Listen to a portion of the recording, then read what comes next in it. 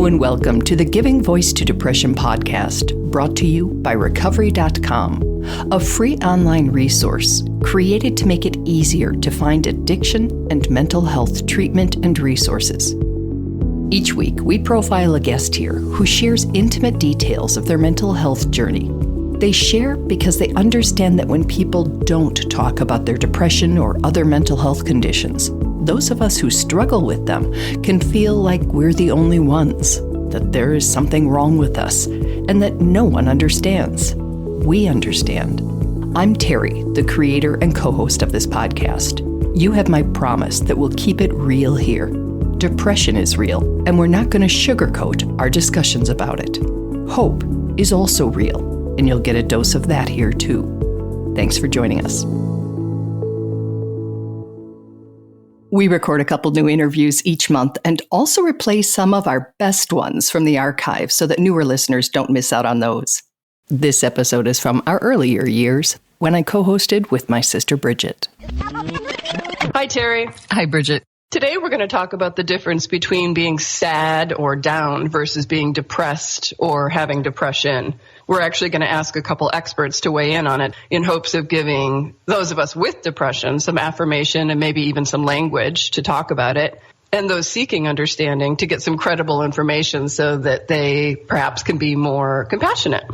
And speaking of credible, I am looking at an article in Psychology Today by a licensed psychologist who I like, Guy Winch. And he says that many of us struggle to tell the difference between these two common psychological states, as you just said, sad or depressed. And he says it's a huge problem that there's confusion because it can lead us to neglect a serious condition that requires treatment, which of course is depression. Or on the other end of the spectrum, we can overreact to a normative emotional state of sadness.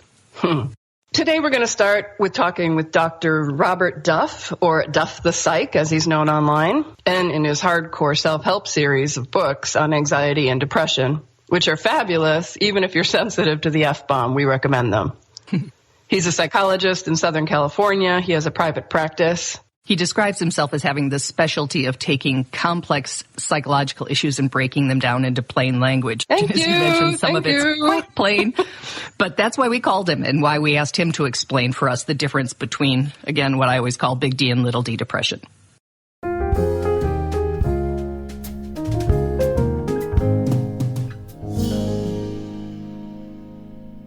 So depression is frustrating in some ways in terms of the word because it is a word in common language. You can feel depressed without being depressed, right? Without being clinically depressed. Depression is a feeling that everybody has of being sad, of feeling like the wind's taken out of your sails, maybe being lethargic, things like that. But with clinical depression, it's a pattern of those feelings. So the real difference is that practical impact and the fact that it's an extended period of time. And for many people, it's also recurring. It looks a bit different for, each person. But it's not affecting us more because we're weak or overly sensitive or unable to handle life as well as other people. It's because there's an actual mental illness in play here, right? Sure, absolutely. I mean, that's one of the reasons that medication and, other more physiological interventions work, is because there actually is a difference that happens in the brain when someone's depressed. And, there's a little bit of chicken and egg going on of, is the brain different and that's what makes you depressed, or is your brain different because you're depressed? But either way, there is a difference. And that's why when you're depressed, it can feel like such an uphill battle. And no, it's not because you're weak. And when you realize that this is like a battle you're having with your own brain, I think of what would know our weaknesses or our buttons better than our own minds. Oh, is that ever well said, Terry? It's an unfair battle. Totally. You can't win. Or it feels like you can't win. Well, I would even go so far as to say you can't win until it shifts or thins. I like the way Dr. Duff describes it. Listen to this.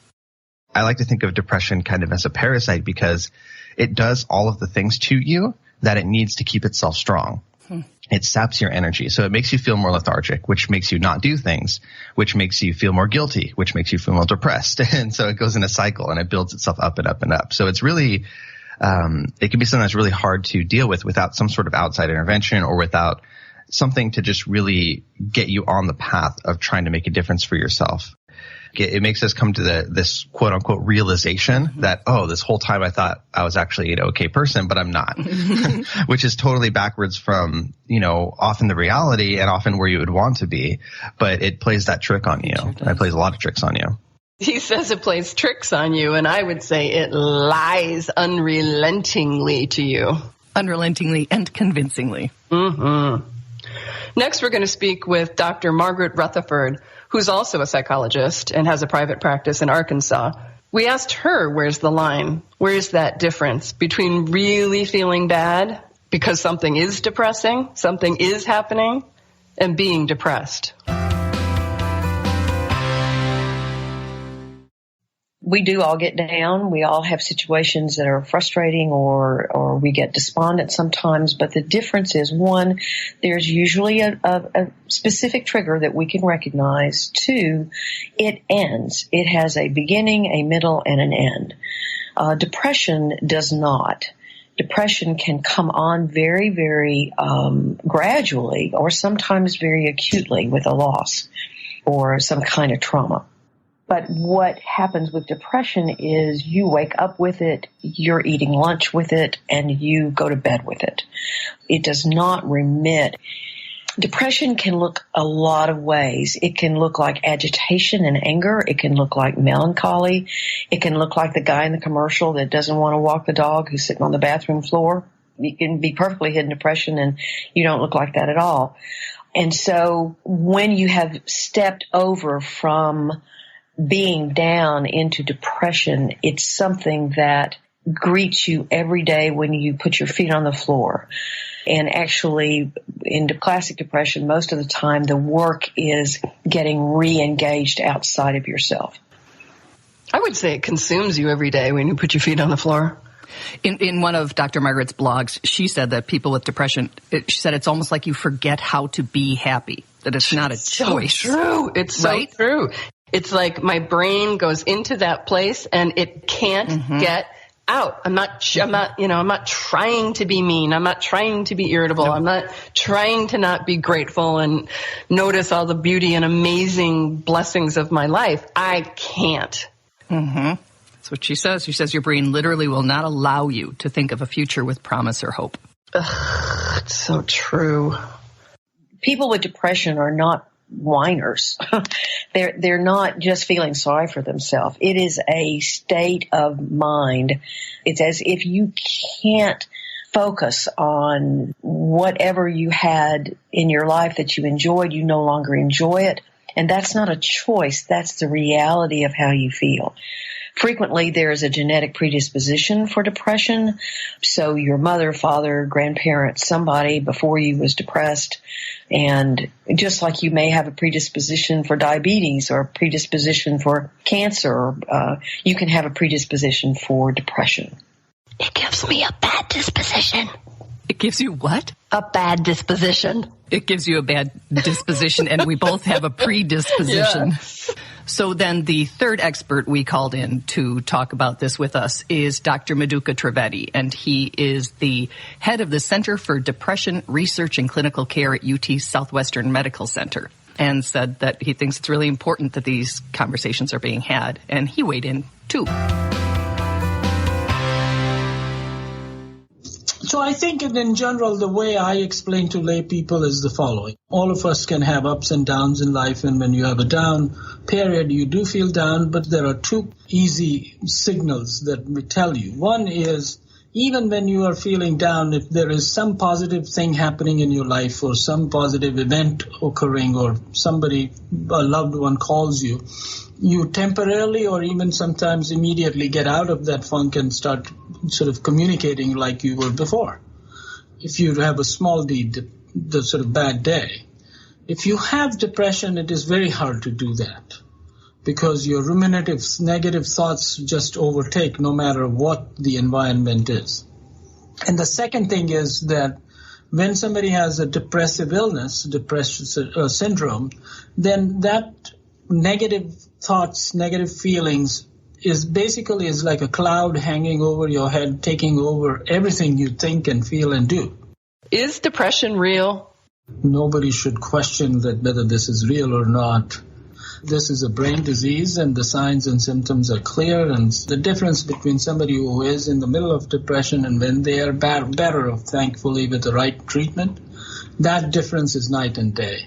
I don't think that people should question this. This is a very common illness and should not be misunderstood as anything but a real illness, and it's not a weakness.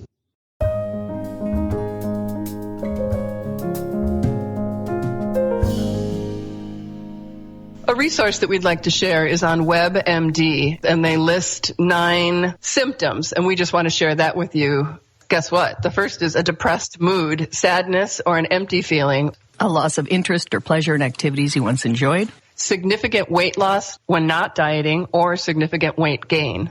Inability to sleep or excessive sleeping. Restlessness or irritability, particularly in children and adolescents, or a feeling of dragging. Fatigue or loss of energy. Feeling of worthlessness or excessive and inappropriate guilt. Difficulty thinking, concentrating, or indecisiveness. Reoccurrent thoughts of death or suicide without a specific plan, or a suicide attempt, or a specific plan for committing suicide. And the article says if you have 5 or more of these symptoms for most of the day, nearly every day, for at least 2 weeks, and the symptoms are severe enough to interfere with your daily activities, you may have major depression. And to get yourself into the doctor and see if they can help you manage it. And I think a pill is a huge piece of it, but certainly not the only piece. And it might help you sleep, which is a game changer. Absolutely. Sleep helps everything. So does laughter, which is why it's so nice working with you, Bridget. Love you. Bye. Bye.